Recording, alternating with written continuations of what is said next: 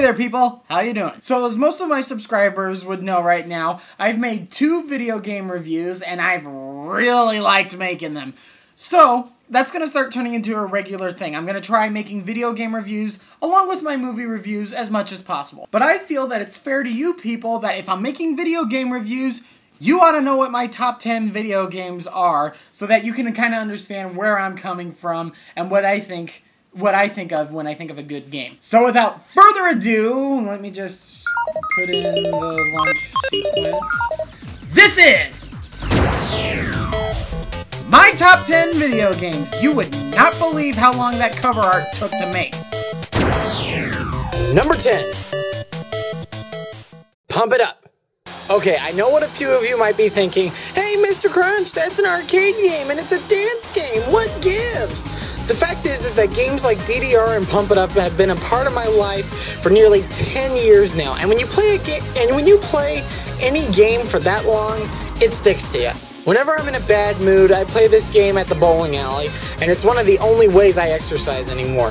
The soundtrack in every game is awesome, and no matter what level you're on, it's nearly impossible not to have a good time on this game. Number 9. Metroid Prime 3 Corruption.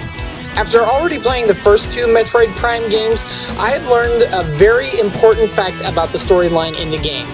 Phazon is bad and it corrupts everything.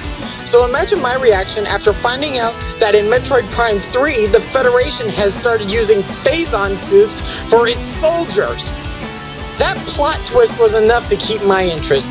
The new aiming system with the Wii Motion Control was incredible, but what really sunk me into this game was the impending doom that I knew was going to happen, and the continued suspense of having Samus constantly infected with Phazon was a nice touch. The plot thickens and thickens until it explodes in a way you can't possibly imagine. What a great way to wrap up an incredible trilogy. Number 8. Captain Skyhawk for the NES. Now I know for a fact that just about all of you have never heard of this game before. I mean, heck, the only other people I know to have this gem, created by Milton Bradley, is the angry video game nerd and the guys down at Ground Control. This was the game that introduced me to the fighter jet shoot-'em-up genre of video games. Most of the levels were similar to some extent. You shoot up some bad guys, you blow up an enemy base, you shoot down some enemy planes, and then you dock at a space station to earn some power-ups. You do eventually have some other missions, like sending in supplies and picking up scientists to develop a secret weapon to take out the enemy space station, which I'd never figured out how to use. And nowadays, there are way better airplane shoot-'em-up games out there, but this one is on simply for the nostalgia factor. I loved this game growing up, and I still love it now. Number 7. Fire Emblem for the Game Boy Advance.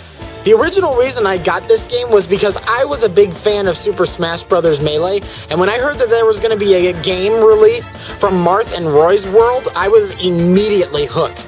And at first I was a little disappointed that Marth and Roy weren't even in the game, but by the end of the game I didn't care in the slightest. This game made me a fan of the RPG genre. The characters and the storyline were unbelievable, and the battle system was simple to understand, yet challenging to master. I especially love the animation they have for the critical hits.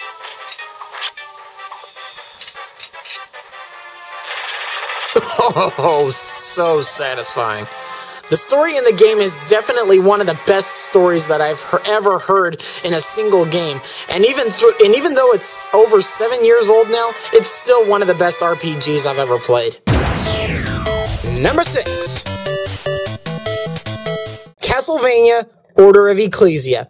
Not too long ago, I bought the original Castlevania game on my Wii Virtual Console, and I was immediately hooked on the franchise. I loved the soundtrack, the battles, taking on classic monsters. It was awesome. So immediately afterwards, I started looking to get my Castlevania fix on my DS, and I found Castlevania Order of Ecclesia. Unlike many of the other Castlevania games, this one does not immediately take place inside Dracula's castle. In fact, at the beginning of the game, Dracula has already been sealed away in some kind of statue, and your job is to prevent Dracula from being awakened. I won't give too much away, but the storyline is interesting, yet simple at the same time. The gameplay is amazing, the levels are difficult, yet satisfying, and the boss battles are epic. The background artwork and the amount of variety of the monsters is incredible, although I never really understood what was with the skulls with the butterfly wings. Those guys kind of weirded me out.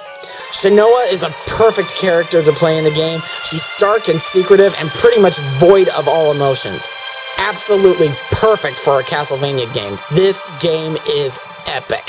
Alright guys, due to the time constraints, with YouTube, I'm going to have to split this video in half. So, if you want to watch my top 5 games, just go over here, there, to watch the other video. Check it out.